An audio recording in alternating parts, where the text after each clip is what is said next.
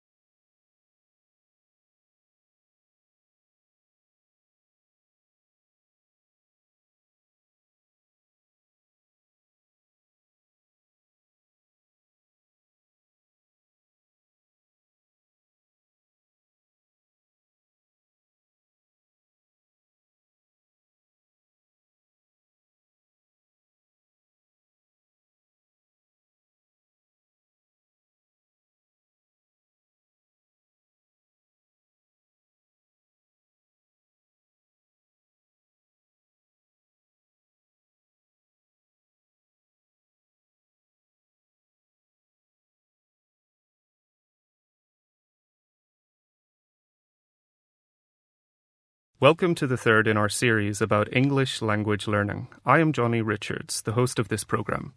Today I'm more than happy to be here with Professor Lily Hargreaves, who is renowned for her work on learner differences and motivation. She has published numerous books and journal articles relating to these topics in the context of second language education. And I'm really excited about discussing issues pertinent to individual learner differences and learner motivation with Professor Hargreaves. Good afternoon, Professor Hargreaves. Good afternoon, everyone. Now, perhaps you can begin by sharing with us your views on learner differences. Sure. Any group of learners is made up of individuals. Clearly, they are not all the same. For example, they have different personalities, interests, and perhaps learning styles. We might say, too, that students from different cultures and educational backgrounds, especially when they are thrown together in groups, have different expectations which sometimes clash with each other. That's true. I'm aware that extensive research has been conducted to investigate learner differences, and one line of investigation into the differences between individual students was the suggestion that some people had an aptitude for learning. Can you tell me more about this?